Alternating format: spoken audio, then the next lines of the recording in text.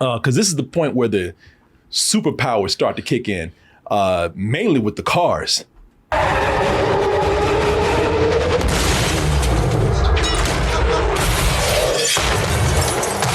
Okay, Brian should have been flat like this in that car, man. Yes, it's how could a car, just because you step on the brakes, have a bus hit it and flip over it, but where the car doesn't move. Well, the car does. It's like the car just got there and just said, "I ain't budging." Yeah. I look at this. Let me look at this, man. I look at this here. It's almost like the car stuck his leg out and tripped the bus. Like Bugs Bunny. Yeah. It's like the car tripped the bus and the bus like, whoa. Yeah, man. It's so we're beginning to see just seeds of those superpowers in there, man. And that bus flips about 13 times. And they mentioned, and surprisingly, there was no casualties. No. You got that right. It was surprising. Shit, the biggest surprise. Brian didn't die. He should have been the main casualty.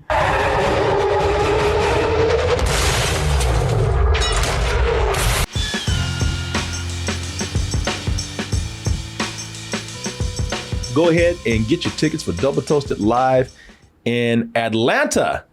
You press that banner right there. It'll take you to x1entertainment.com. And over there you can get your tickets for Double Toasted Live in Atlanta for a night of comedy, games, and our after party. That's going to be September 2nd, 8 p.m. at the Marietta's new theater in the Square. And you can also go over to doubletoasted.com and get your tickets there too. See that banner right there? Click that. It'll take you over to x1entertainment.com. There it is right there. Y'all know that the Fast and Furious franchise is notorious for the levels of absurdity. Shit, absurdity is putting it nicely too. This series has lost. Absurdity is like, don't put my name in there. Yeah, no, I'm out here with gravity and physics, man. Don't put me up in there. I retired too. Absurd is putting it nicely. This series has lost its goddamn mind at this point. They've reached crazy levels. There's superhero movies now, with a lot of people saying that 10 is probably the craziest one yet. Never accept death.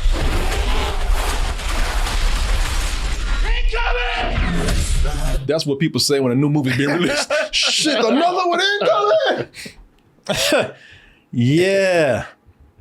So how did we get to a round atomic bomb rolling through Rome with people batting it with their cars like pinball machines? How did we get here? What was the turning point with this? Some people say, and again, it's debatable, but some people say it all started with this movie right here, Fast Five.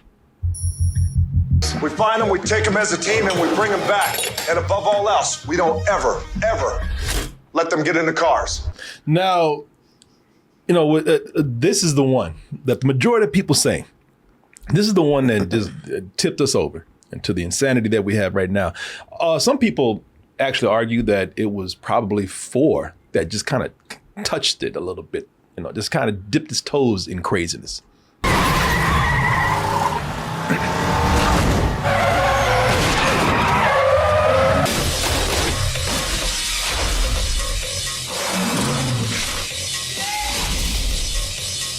I would say that this is the one that definitely got us on track to where we got, because this is bringing back Vin Diesel and a lot of the people that, the fans were missing. Yeah. 2 and 3 felt like offshoots. Yeah. But yeah, 4 brings back Vin Diesel, and it felt more like a true sequel to 1 than the other 2 did. No, it did. Yeah, before that, it was kind of feeling like a offshoots or an anthology or something, especially with Tokyo Drift, right? Where we had none of the original cast up in there until the very end, when Vin Diesel showed up. Spoiler for those that haven't seen Letty dies in the beginning, and then Vin Diesel at the very end. Yeah.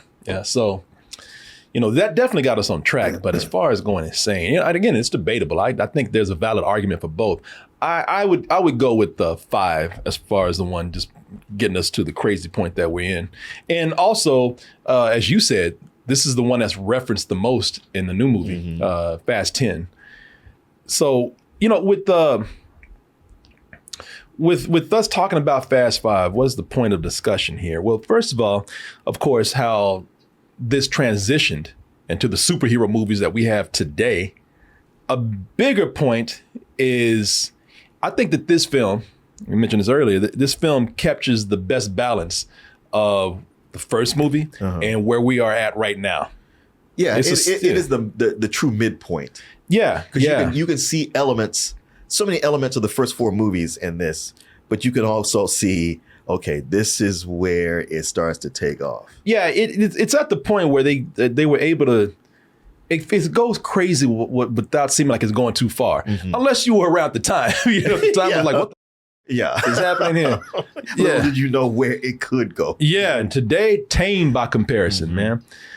So, in this one, this is the one where Dom is hiding out and they don't know where he is. Actually, he's been captured by the police and he's being taken to prison. But after being, because he's always going to escape, he's hiding out. A few other members from the original family are hanging out in South America, Rio de Janeiro, and Brazil. Being that they're all getting back together, they're trying to pull a heist. A big score that they cannot turn down. Something that will give them the freedom to avoid the law possibly for the rest of their lives. And in order to do this, they got to bring back some old favorites that you have probably seen or recognized right now. So get into the discussion right here before we start talking about those points, how we got there and how this is something that captures the right balance. Speaking of balance, we're still rooting for criminals right now. Oh, sure. Yeah, that's one of the things that I like about this is that I'll make a point of this. I'll give you some examples, but I think they're worse criminals than they were in the first movie. Very much so. Yeah. I mean, look, they're boosting VCR TV combos back then. And now they're going for big money scores. Yeah. But this does open up. I mean, we're talking about them being criminals. It does open up with people trying to punish Dominic for his crimes. You are hereby sentenced to serve 25 years to life at the Lompoc Maximum Security Prison System. Life? For some DVD combos or TV DVD combos? No. Okay, I must have missed something. No, because this is how the 4 ends. It ends with Paul Walker, Brian speaking up for him, saying like, "Hey, let's just take you in. We'll do this right. It'll go easy on you." And they're like, "Nah, okay, 25 to life, no parole." And yeah, number 4 ends like this, with him getting sentenced on the prison bus, and then Brian and Mia driving up. Oh, okay. And you can see it ends with without showing them breaking him out, but just like, oh, they're on it. Okay, he's gonna get out, and that's when it cuts off. Like, they're not even DVD players; they're DVD TV combos, man. Yeah. So that technology must have been nice at the time. Worth more than people's lives. For a couple of weeks, they were the hot ticket. Yeah, he picked the wrong weeks to do that heist. They were stealing gasoline too. Yeah, and they were like the Robin Hood of gasoline. Yeah. And as you were saying, Martin, of course, at the end of that movie, we see that Dom is not going to stay locked up. Hell, we got more movies to make.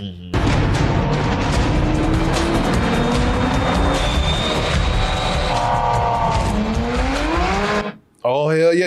I know that's the moment when people see those cars, people are like, oh, hell yeah, here we go, man. As far as being criminals, like I said, it's probably the most dangerous that they've ever been, man. It's probably the worst they've ever been, because this is where we start to see, this is the silliest that they've been too, as far as being criminals. Up to this point. This is the one where they're like, okay, y'all just don't give a anymore. Little did we know later, but because this is the point where the superpowers start to kick in, mainly with the cars.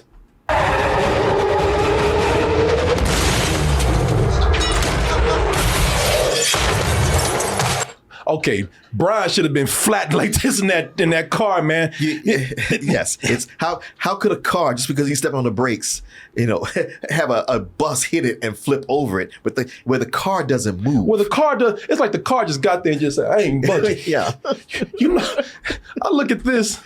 Let me look at this, man. I look at this here. It's almost like the car stuck his leg out and tripped the bus. Like Bugs Bunny. Yeah. It's like the car tripped the bus and the bus like, whoa.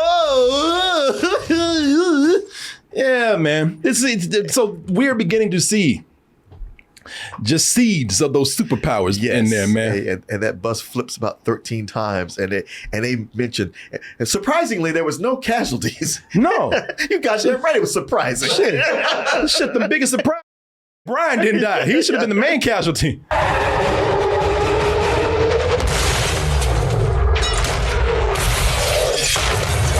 She was like that car just posted up. Right. Shit moved me.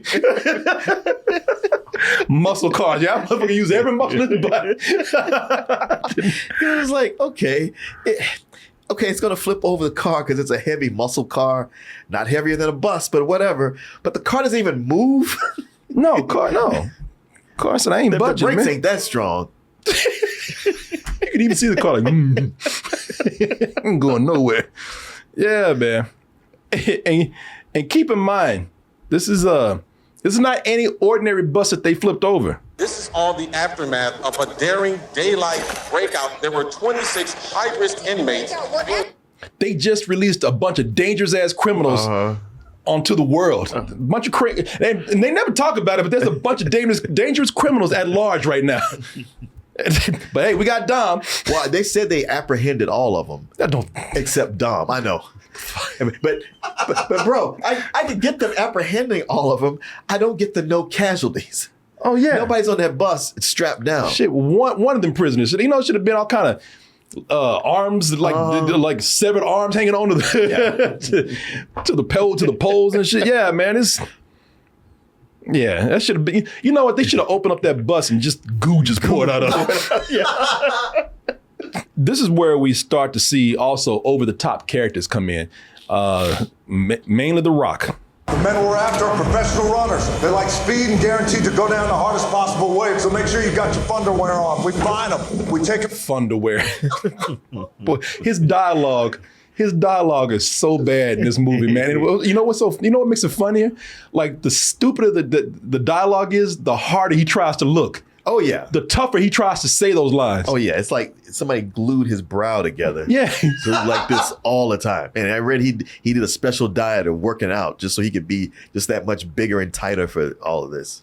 It's silly. But it almost feels like he's just so angry because he hasn't had a carb in 4 weeks. Yeah. And like if you gave him a cracker, he would mellow out. Yeah. Like, oh my God, that's what bread tastes like. I forgot.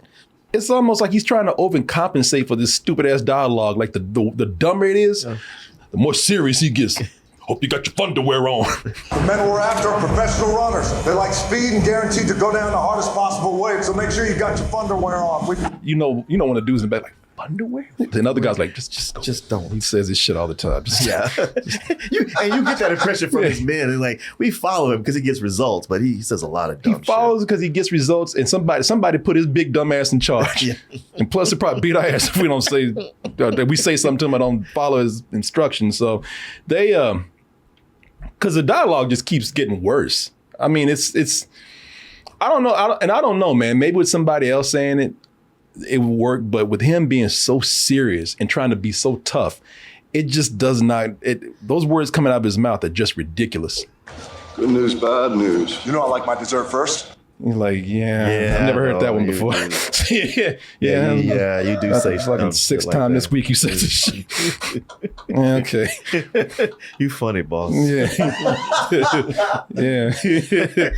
These guys don't like him, man. I'm gonna tell you this right now, because he has to be so tough, he's rude to everybody.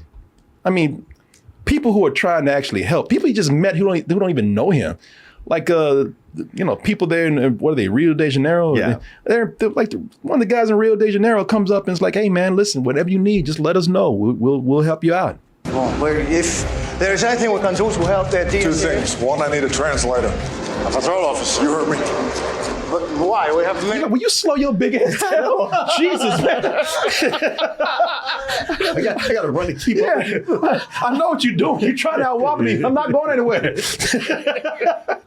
What's the second thing? Stay the fuck out of my way. too, man. Man, that was so unnecessary. That was so unnecessary. I thought it was like, what kind of steroids are you on? Yeah, but you look at those eyes, you're like, yeah, sure. Yeah, dude, okay, all right. man. Yeah, you got that route.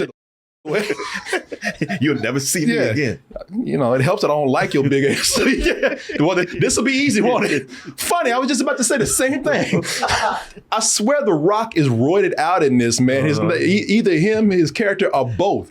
Because he's just treating people like shit for no reason. Doesn't make any sense. Here's what makes sense. Hey! That's not cool. He gets off on, I believe, on trying to make them look stupid, because he just has them do shit just to later come back and say, "Oh, you mean you missed this little detail right here?" Like he's having to take this car apart, put it back together, having them look for things that apparently none of them can find. Keep looking. Boss, if something was missing, we'd know. Here he comes. Here comes the part where he makes us look stupid, because that's what he's about to do. I think that he actually has him take that car apart and there's nothing in there, and then he plants shit in there. Because all of it just seems like one of those things where he knew the whole time. And that's the thing, is like, well, if you knew the whole time, why didn't you just do it yourself? It's a goddamn shame put bullshit like that on a classic. May as well slap neon lights on it.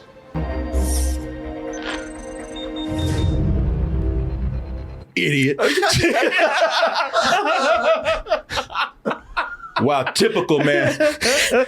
You know, never mind, I gotta do everything myself around here.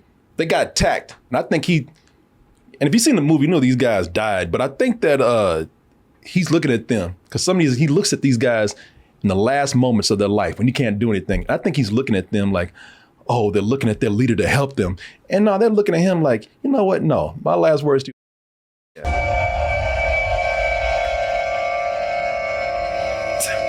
You know what? This is fine by me. It means I don't have to deal with your dumb ass anymore. You know, I'm so happy to have to not deal with you no more.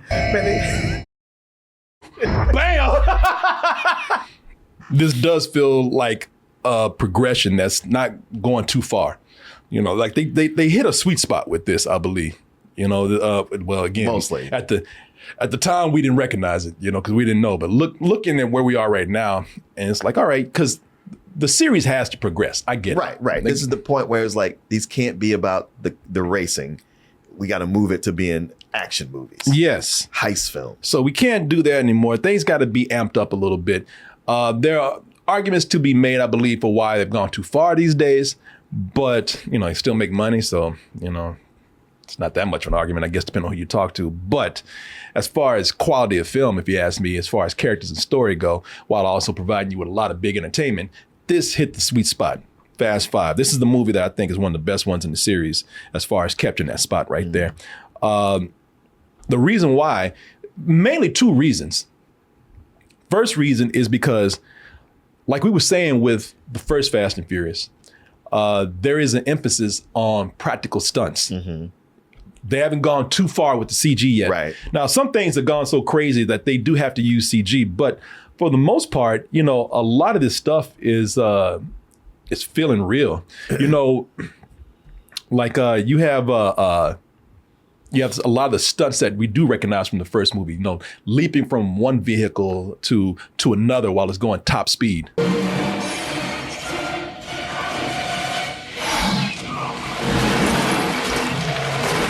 You know, it's a big no. What's that? That he could land on that car and his fingers would have enough strength to grip and hold on to it. Oh yeah, no, this is definitely. But what made it better than some of the stuff we see right now, in my opinion, is that, again, this is movie world. You know, this is where we see things that we cannot do in real life. But for me, what makes it really believable is if it looks like these things are real. Mm-hmm. And when you look at this scene right here, you know, it's something that cannot be done in real life. You know, this man would by no means be able to, like, his momentum would be so crazy he would not even be able to land on that car and stay that way. But because we're looking at a real car, because we're looking at real people, because we're looking at a real environment, okay, you know, like I said, at least I can get a thrill from it, from the stunt itself. Yeah. You know, because sometimes you just fear for things because it just looks like it's tangible. Yeah.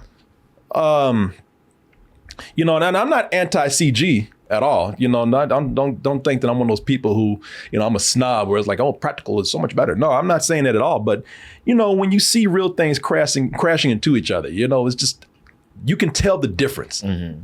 There's just something about, you know, when watching real materials hit each other, that those things, again, are in reality.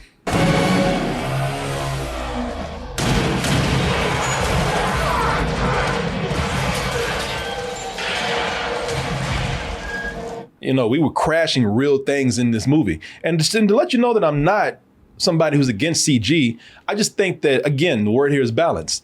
I think that there's a lot of stunts here that required CG, but they didn't overdo it. They complemented each other. Mm-hmm. That scene where Dom and Brian drive off the cliff, that's a combination of real stunts, a real vehicle being crashed into a river, and CG, of course, with the actors. Yeah. You know, the actors on a green screen being pulled back by a wire.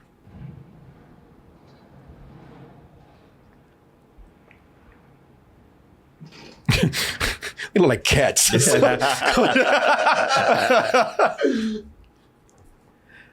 that height, no way. No. Yeah, splat. Yeah. Shit, this is why people jump off bridges to commit suicide, because you ain't coming back up. If you live, you will, like doing that will break your legs. Break everything. Yeah. Yeah, and then you sit up there at the bottom of the river thinking like, do this.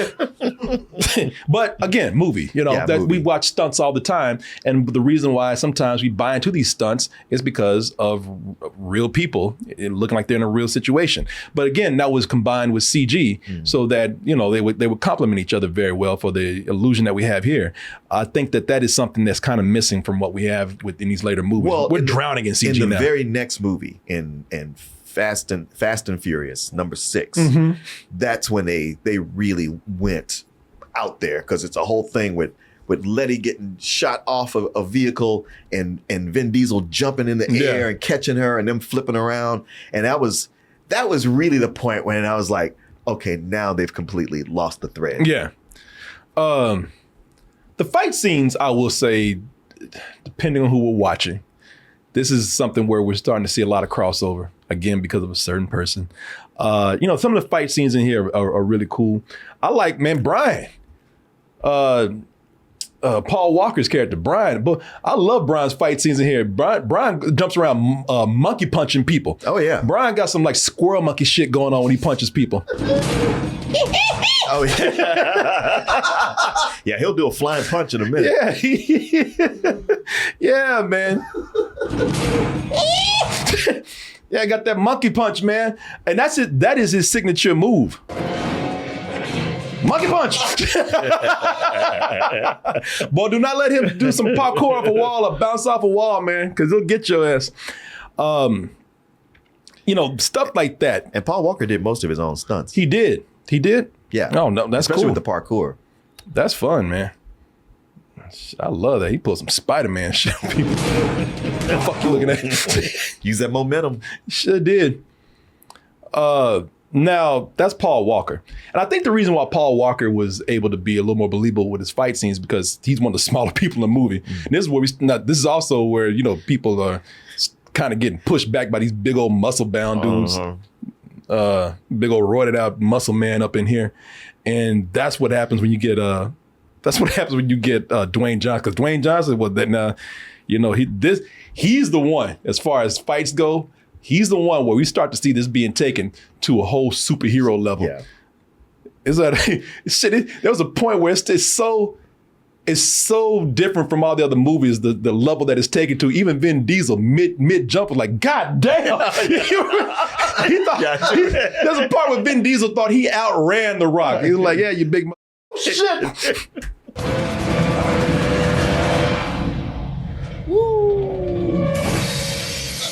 God damn! When you make a person mid jump go like, that's impressive. You didn't take it as a Fast and Furious movie. You took it as that's just Dwayne Johnson. Yeah. Because he's so big in this, man. You know, do I even have that scene right there? where where Dwayne Johnson, he jumped through that he jumped through that window and attacked two people at the same time and start cracking necks.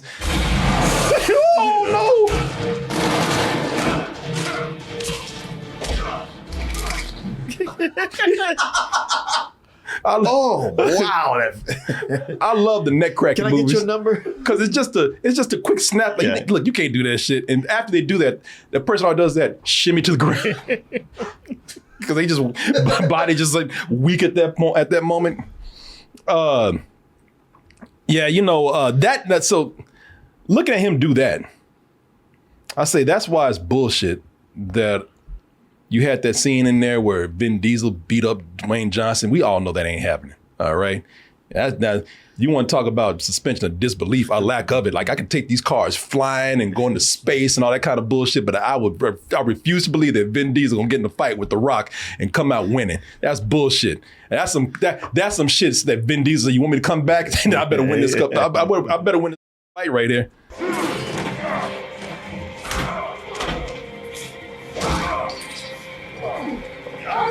Yeah, bullshit. No. Dwayne Johnson would have got that wrench and stuck it right up his ass.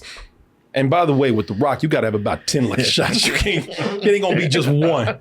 One shot gonna just piss him off. And plus, I mean, I'm not body shaming the guy, but The Rock is, I mean, he's huge in this. Yeah. He's extremely physically fit. He towers over just about everybody else in the movie. He towers over everybody, but he is tight. He's fit. I'm not body shaming Vin Diesel, but you put this up together with no, hell no. He got looking like dad bod Mr. Clean. No, man. I'm not buying this shit. Not at all. And I'm not shaming him, but you got this going up against The Rock? Hell no. No, I'm not buying that at all. That's Vin Diesel saying in his contract, I have to win.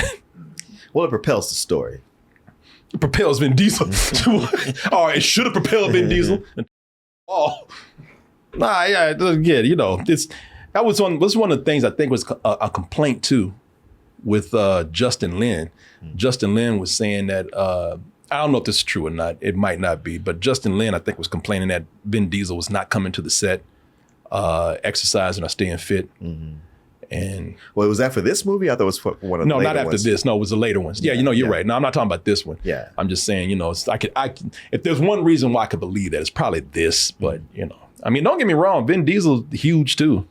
Like I said, you can buy the fight scenes because either you believe a character's doing the crazy stuff in the movie, or they seem a little more grounded. And that goes back to Dominic's early story about how he beat a guy to death with a wrench. Oh yeah, so he has the wrench, and I remember that, and he chooses to not beat him to death. That's when he beat a guy to death because he was talking shit about his dad, and then they even show the ass whooping later. What was the last movie, Fast 9? Yeah. Of course, they had to make the guy an asshole. If your dad was a better driver.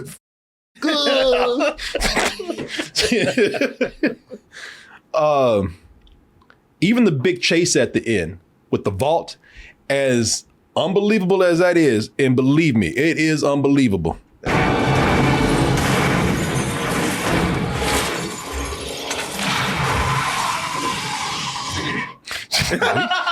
He's enjoying that shit. You see what I just did? Yeah, that was me. Completely outrageous, man. I said in our last review. Yeah, I said in our last review that when we did this on Spill, I said there should have been all kind of bodies stuck to that vault after they hit people, man. Well, this vault, it can't be so heavy that it's taking out buildings, yet it can be dragged by a car. So, completely unrealistic. We know that, but most of it, I'm sure that the part where, you see people running, because they're not going to put people in danger. Now, I'm sure that right there is probably green screen. But as far as the vault goes, point is that all that is practical. Yeah. Yeah, a lot of people thought that was enhanced by CG, and it wasn't. When you see Dom taking out police cars, when you see Brian taking out, half of the city, most of it is practical.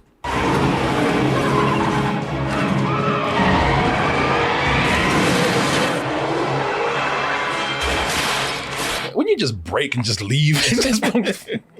Man, this got a vault. I like the way he's just using it like a bat. Yeah, right. Just swinging around. Bada. Yeah, you know, the way they did it was if you notice, a lot of times when the vault is swinging into something, they don't show you the car. They are showing you it's being swung by a crane. And they even said, swing this with cars. These cars came, they're like, no, these two muscle cars dragging a 50-ton vault down the street. No, you can't. Like that doesn't have wheels on it. No. like the friction alone would have made that immovable. It would pull the bumper off the car. Why was that such a cool set piece? And you know, why do people these days praise this scene right here? It's praised a lot, really, because a lot of it is practical effects. Even the most outrageous things, the craziest things, the dumbest things, you can kind of pull off and make impressive when it's not CG, because people know when they see CG, you know? Again, not anything against CG, but when you're using an overabundance of it, I think you'll notice that people are kind of dipping out and saying, you know, I'm not in this anymore, you know? I'm just kind of removed from it. So, and there's also just something about there's a whole art behind these stunts too. Even if you don't believe in them, you know, there's a whole art behind it that you respect. Nothing against the people that makes visual effects, you know, for stunts also, you know, nothing against them at all. But it's just the whole artistry here that I think is really appreciated by people. Let's stay away from the action a little bit, unless you got something you want to add. No. Let's get to point number 2. I think the balance works better here. Going to the opposite end of action. Talk about character. Wait a minute, there was character in these movies? Yes, at one time, people, believe it or not. We're not talking about characters just showing up either. We're not talking about cameos. We're talking about actual personalities. You know, there were people who came into this movie and they actually seemed like human beings. And the reason why is, you know, my second point here is that it's not just that we had people coming in here and showing up and, you know, being the familiar team that we see. The point is, number 2, it was the right amount of people. You know, this movie started to solidify into what we see now with the team that we brought together in this film. First, we're gonna need a chameleon. A fast talker. Someone who could bullshit their way out of anything. Gotta need him. I love Tyrese, man, but he don't add none of this. He's comedy relief. I think they got him there to make them laugh. Yeah, but he is, you know, he has a job to do and he does it.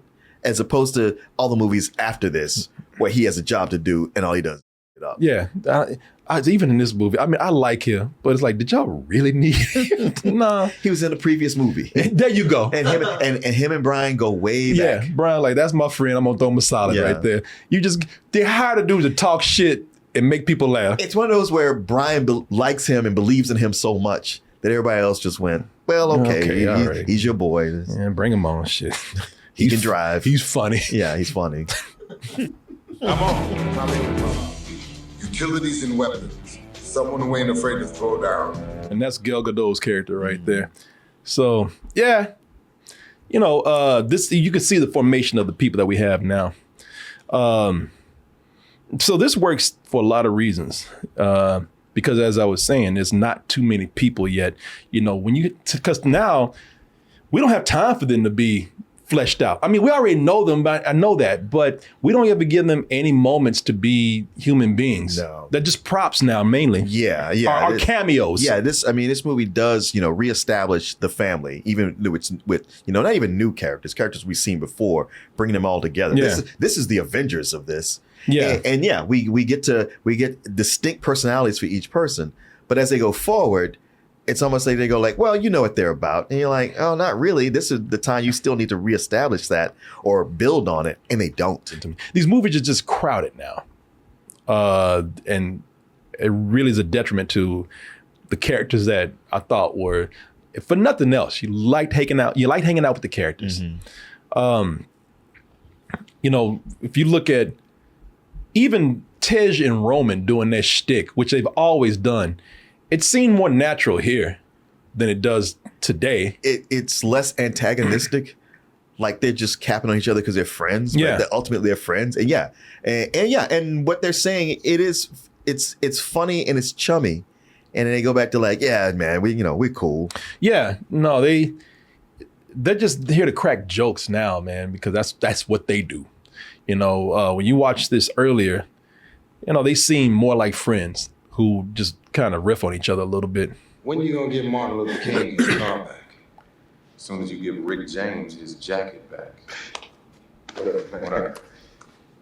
I will. The Martin Luther King line was funny. No, both those lines are funny. I laughed out loud when he said that. One thing I'm glad that has changed. I'm glad Roman ain't sexually harassing people anymore. Sexy legs, baby girl. What time do they open? They open the same time as I pull this trigger. Well, say something, man. You always got some shit to say. You always got a joke. Damn, girl, I was just playing with you. God, she just got there.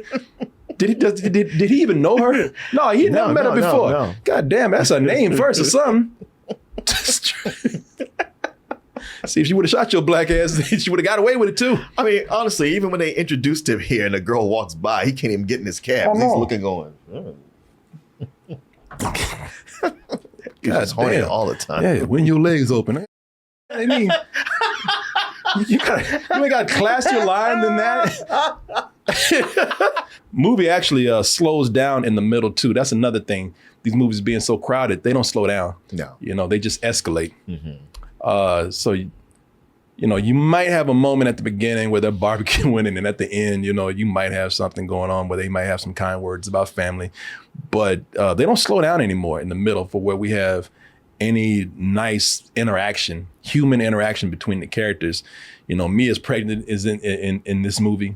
And so, they do, there's a couple of times where they show them just hanging out in their hideout. Yeah. Barbecuing, talking like people. I really like this scene where they, people first find out, the rest of the crew finds out that Mia's pregnant. This is serious stuff. No, I'm Cheers, good. baby. I'm good. No, thank you. No, she can't. What do you mean she can't? What is... Stupid mother, she's pregnant, God damn it. Got to spill out everything, man. Ding. Are you serious right now? He just smacked the ass or did he grab her? Those characters probably like, why the black guy so horny, right? I'm sure she's used to it. Trying to congratulate her about a baby. You talking about grabbing ass. Jesus. You don't feel like these characters are forced together. Now these movies, it's like, all right, they have to interact with each other in some scene because we got to bring somebody on for this cameo and whatnot. And they don't feel like real interactions anymore. Well, and nobody takes care in the writing of when they do interact. Yeah. They say whatever is necessary to move the plot forward. And if it's a joke, it's not very funny. But here, even when you had the two brothers and the one barbecue and he burnt the shit out of those ribs, it hurt my heart to see what he should do. But it's worked into the story, and it's not driving the plot, but it's just something that informs on the characters, and they take the time to laugh about it. I think it's important to have these characters. This is for me, not for everybody. Some people really want that adrenaline rush from watching the action in these films, and there's nothing wrong with that. I'm just speaking from my own point of view that I really just kind of like the moments where I feel these characters are characters, because it makes me feel, it makes me emotionally invested in them when they're in danger. I don't feel like that anymore. Yeah.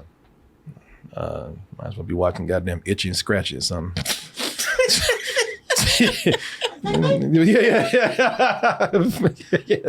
Exactly, man. Race, fight. Well, especially since they die and come back to life now. Die. Yeah. And that's another thing, man. I don't believe anybody can stay dead anymore. They can explain their way out of any kind of death.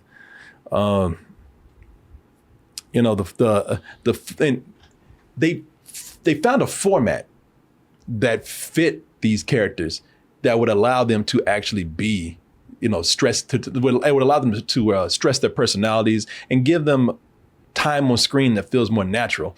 So the middle of the movie turns into a heist film. Yeah. And everybody gets their moment to actually come in and be who they are. Instead of just a quick moment. Now keep in mind, instead of just coming in and doing some shit that they pulled up their ass like kung fu or karate, something that's quick and lends itself to the action. No, here you get you know, you get scenes where it fits everybody's personality. It fits their specialty, which is what a heist film is all about. You know, the best ones. That's why people love it, because everybody has their thing that they do, and they have a good scene to fit it. And that's what they do here. You know, I was joking about Tyrese or Roman earlier, but you know, he has this moment where they show how he does use his skill, which is just talking shit. Hello, beautiful. Look at those dimples. Sexy, sexy. Love those glasses. Where'd you get them from? It even starts to feel a little bit like Ocean's 11 in some parts. The parts with the part that had the remote control car.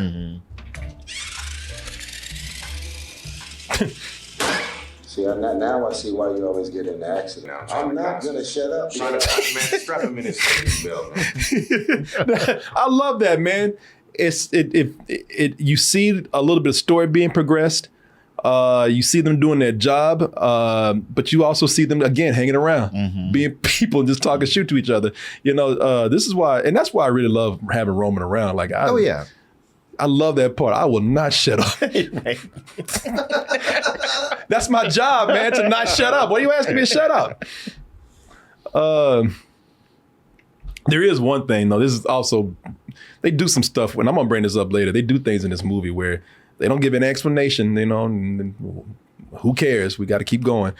So they brought the RC car in, and that's why Roman was at the station, because he had to deliver it. And so, you know, after the job is done, I was like, okay, what happened to the car?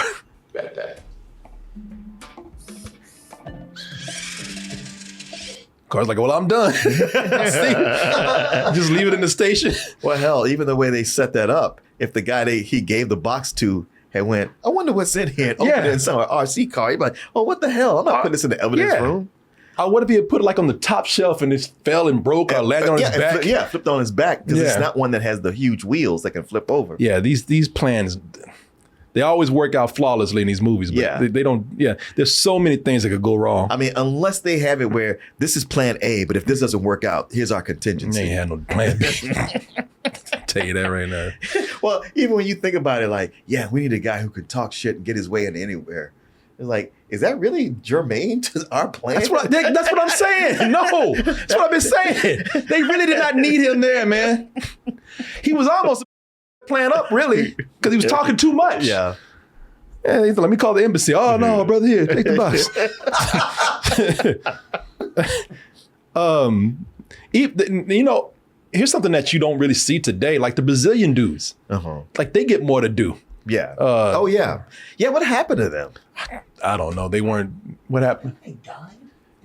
Did they die in one of the movies? They might have. See, we can't even tell. They can bring them back. Yeah. Did the Brazilian dudes die? Because I know in this they got a lot to do. Were they Brazilian or from? I don't know. Portuguese. I thought they were speaking Spanish, but maybe I'm wrong. No, they didn't die. No, they're still alive. That's what I thought. They just.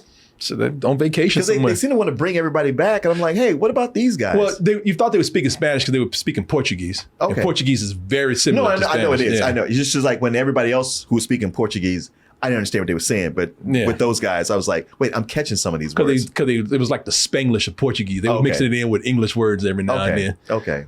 Yeah. They were in 9. So I don't know what happened to them, but like in this latest movie, but this latest movie is a trilogy, so they'll probably be back. But I just know that over time they've had a little less to do. Here they've had more to do. They had a lot to do, even though they want literal shit detail in this one.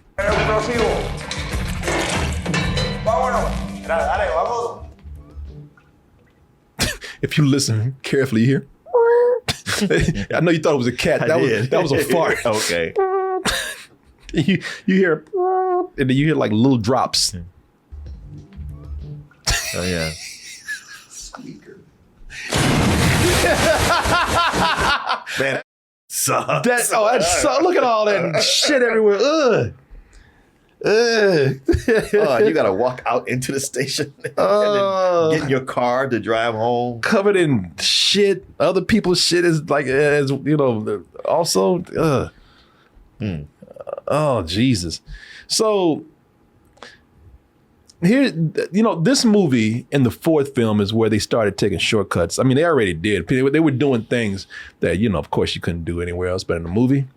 But I think you know, it was getting to be so big, and the cast was bigger, that they started just doing things and not explaining them, and you know, and I guess no one really cared because these movies are successful. But you know, they were doing things where even the characters in the movie was like, how the hell did you get that? Because they, you know, in order to steal this vault, they want to practice on a dummy vault. And they just order these vaults like they're ordering that shit off of Amazon. I know. Yeah, they ordering this shit like they order off of Amazon, man, and getting it delivered to the door. That's a biggie man you order. You kidding? Oh, we had a life before you met us. Yeah, they don't answer my question. Exactly. Because you figure if you order something like that, it would take a month or months. Yeah. And they're doing all this within the same week. Yeah. And at first I thought they were just saying the vault you ordered in a joking manner. No, they actually ordered it. You see the Amazon address on there right there. Delivered to an abandoned garage in Rio. Yeah. Yeah. They had this shit delivered in a hideout, y'all. You know, Porch Pirate saw that shit like, oh, hell no. It's all right. I'll keep that one. Maybe if we had a Trans Am, we could tow it away. I tell you this, we're about to wrap this up, but I don't like the way they treated Vince in this, man. I felt bad for Vince. Vince is, because I know Vince was an asshole in the first movie, man, but you know, he got his ass beat. You know, Dom jumped on him too. You know, they wouldn't let him eat for a little bit. Brought him in later. But, you know, he's trying to do right, man. He's got a family now. I mean, plus he took a bullet in the first movie. He's on the run. Yeah, well, the thing is, you know what I got from this is that while everybody else is, you know, is frosty to Vince, they don't really like him. And it's because of his personality. But Dom usually does stick by him. Like, even when he got mad at him and threw him out, it was reluctantly. Well, yeah, and he was quick to bring him back in. Yeah, well, he was quick to bring him back in, but still treat him like shit. Because Vince is trying to do right, man. You know, Vince came out to greet him, man, when they were the whole favela was about to jump on their ass. Yeah.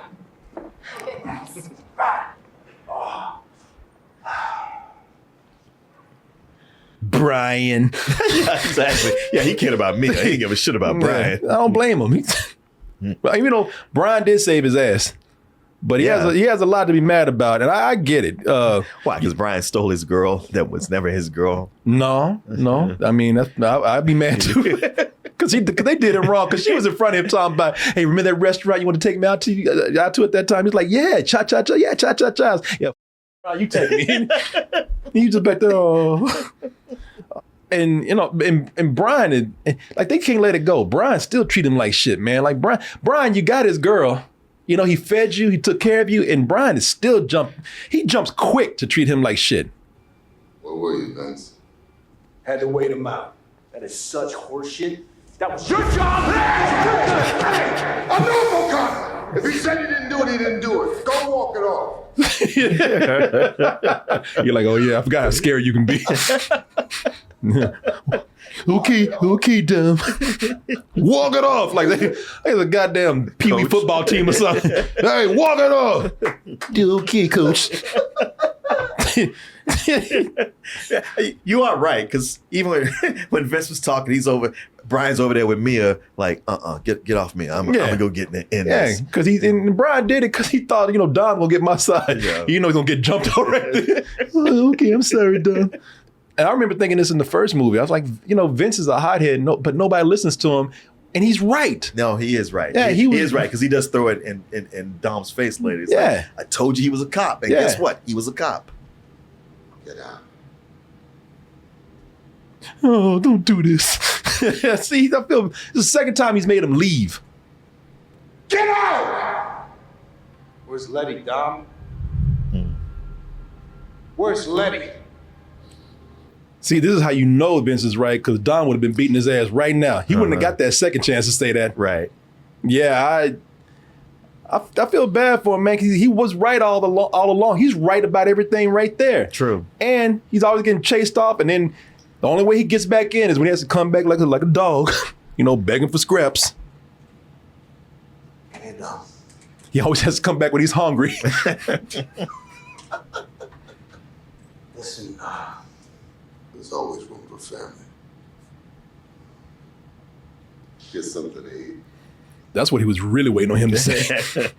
Shit, I didn't care about that job. I was hungry, man. We got some burn up ribs over here.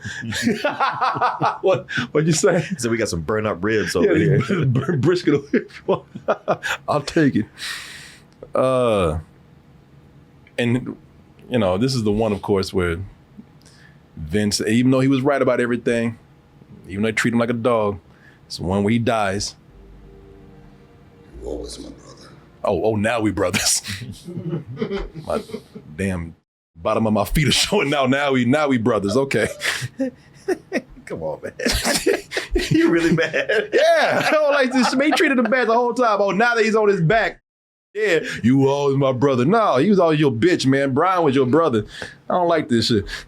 And the thing is, in the movie, y'all know he's dead because we're not, reviewing this in any kind of order. We're doing points, but I'm making points with the movie. But you know that they gave money to his wife at the end of the film. I don't even think his wife knows that he's dead. Right?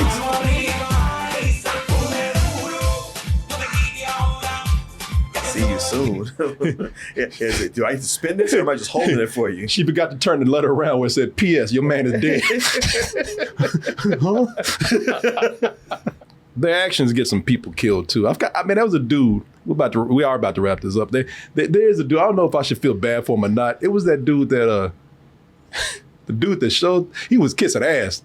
That worker at the money factory. Oh yeah, the one was talking about it was telling Dom again. Oh yeah, you're a dead man. You're all dead. You know who you're messing with. It's all of you.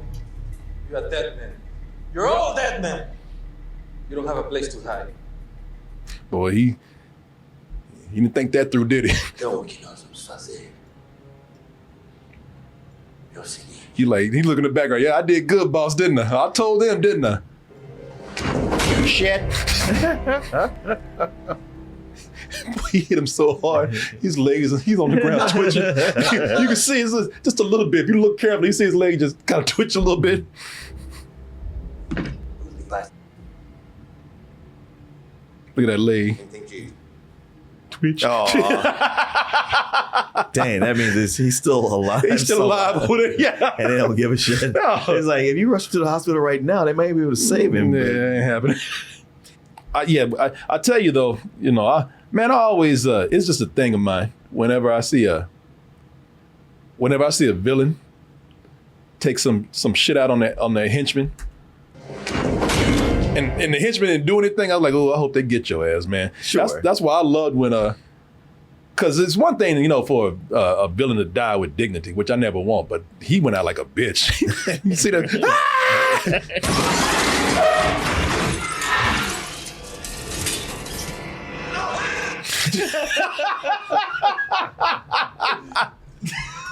He's shitting on himself right now. That is. Maybe we should, man, let's get this as an emo, y'all. He knew he was gone. Once again, henchman one dipped out. He sure did. Shit. He's like, well, I can see what's happening here. Yeah. He sure did.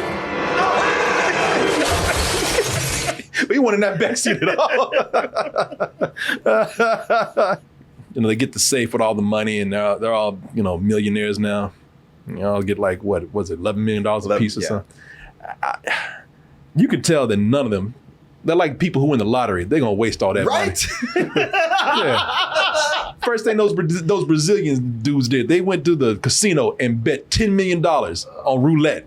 Nadie apuesta $10 millones al rojo. Pues no lo apuestes. Pero apostamos en negro. Broke. Both of them. Yep. Stupid asses. Like none of them gonna have more money after this. No. I do like how Tej, his plan is to just open his garage for Roman capping on him. Like, you would take all this money and keep a day job? And even though he explains in a way that makes sense, I was like, yeah, okay, he does open his garage, but you guys are fugitives, like on the FBI's most wanted list. How you gonna just open a garage in America and stay under the radar? I know. none of this makes Like sense. all the movies after that, they just still living in L.A. in plain sight, as if and they got not just being on the criminal list, but they got supervillains who are after them. Yeah, no, I somebody said he always had that garage, which is more the reason why he should not have it. Yes. So this is your dream, huh? Enough for me, man. Man, a lot of people trying to explain this shit. Ain't no explaining this, all right? There's no explaining I'm sorry. that. I ain't saying it makes the movie bad. I'm going with it because it's a movie. But you mean to tell me like you in the garage that you had the whole time that anybody can just roll up in? Mm-hmm. Get no. The FBI, the Brazilian mafia. Yeah. Somebody said he put in his mama's name. And then they killed his mama. I did enjoy it. I had a lot of. I got to say, rewatching it today, I like this movie so much more than I did at the time. Because at the time, it felt like a betrayal of what had gone on. But it is, the precursor to what everything became, and it made me go like, enjoying it more this time and just like letting some things go. I thought, well, you know what? Maybe I need to rethink the whole series. But then I watched the trailer for number 6, and I was like, nope. That's when I noped out. That's when it went too far. Yeah. No, I would give this. I'll give this a matinee, high matinee probably. It was a good time. It's a real good time.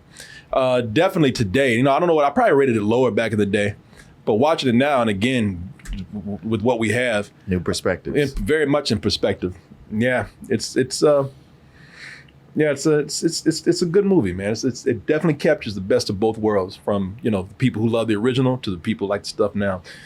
But like I said, they found a sweet spot. But anyway, if you gave it a rating, what would it be? It'd be a matinee. I don't know about a high matinee, but I will say that I thought this was something I would just kind of watch just to get points for today's show. Mm-hmm. But I found myself actually into it. Yeah. No, I had a real fun time with this. Real fun.